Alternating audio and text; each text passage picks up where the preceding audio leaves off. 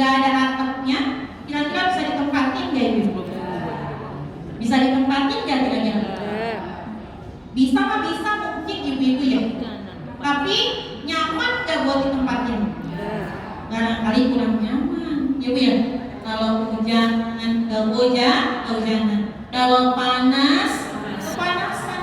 Makanya perlu ada atapnya, ibu ya, yang menyempurnakan bangunan itu. Itulah akhlak.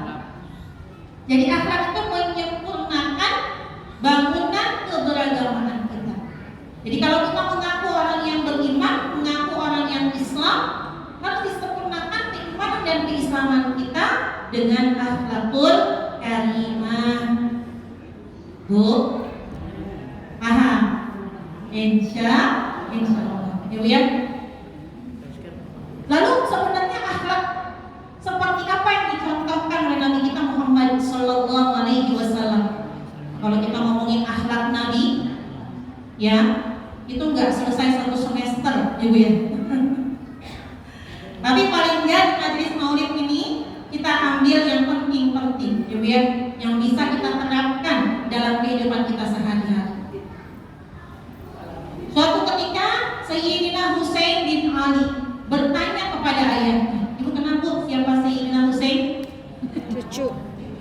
Cucunya Nabi Muhammad Sallallahu Alaihi Wasallam. Ibu ya, Nabi punya cucu yang sangat dicintainya. Ibu ya, yaitu siapa bu? Hasan dan Husain. Ibu ya, anak keturunan dari siapa? Sayyidina Ali bin Abi Thalib dan putri Rasulullah siapa? Sayyidatina Fatimah radhiyallahu anha. Sayyidina Husain bertanya kepada ayahnya, wahai ayahku, ceritakan tentang akhlak kakekku, ya, akhlak Rasulullah Sallallahu Alaihi Wasallam. Maka Sayyidina Ali menjawab bahwa kakekmu Rasulullah Sallallahu Alaihi Wasallam akhlaknya seluruhnya mulia, ya, seluruhnya akhlaknya baik, ya. Diuraikan satu persatu akhlak Rasulullah Sallallahu Alaihi Wasallam kepada Sayyidina Husain. Tapi paling tidak di antara kemuliaan akhlak Rasulullah yang mau kita pelajari di sini ada 5 insyaallah ya. Ada 5. Yang pertama kata Sayyidina Ali radhiyallahu anha bahwa Rasulullah Sallallahu Alaihi Wasallam punya sifat daimal bishri. Daimal bishri. Kakekmu Rasulullah Sallallahu Alaihi Wasallam adalah orang yang keberadaannya senantiasa mendatangkan kegembiraan. Kalau ada Rasulullah di suatu tempat itu selalu mendapatkan kegembiraan, kebahagiaan. Ya bu ya. Orang kalau dekat Rasulullah, para sahabat itu kalau sudah hadir di majelis Rasulullah itu lama, betah berlama-lama, ibu ya, betah berlama-lama bersama dengan Rasulullah SAW. Dan kalau sudah berpisah dari majelis Rasulullah SAW, para sahabat itu kangen, ibu ya, ingin segera berjumpa lagi dengan Nabi kita Muhammad Sallallahu Alaihi Wasallam. Itu adalah Nabi yang pertama. Daimal bishri, nggak pernah nyusahin, ibu ya. Dan kalau lihat, ibu ya, kalau ada di tengah-tengah Nabi itu selalu bawaannya itu happy, ibu ya. Bawaannya itu seneng, ibu ya. Bawaannya itu gembira, masya Allah, ibu ya. Tampak dari wajahnya senyuman, ibu ya, yang tidak jemu orang yang memandangnya, benar ibu ya.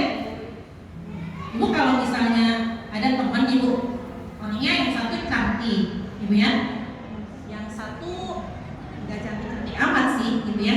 Tapi yang cantik ini kurang senyum.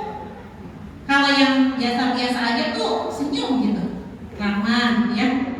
Kira-kira ibu lebih enak yang mana dilihatnya? Biasa-biasa aja. Yang biasa-biasa aja tapi selalu menebarkan senyum, benar ibu ya. Dan senyum itu sedekah yang paling gampang, benar ya Bu? Senyum itu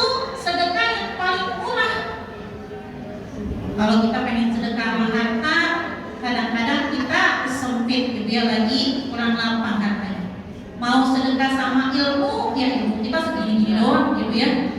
Mau sedekah sama tenaga, aduh kayaknya kadang-kadang kita juga udah kehabisan tenaga gitu ya.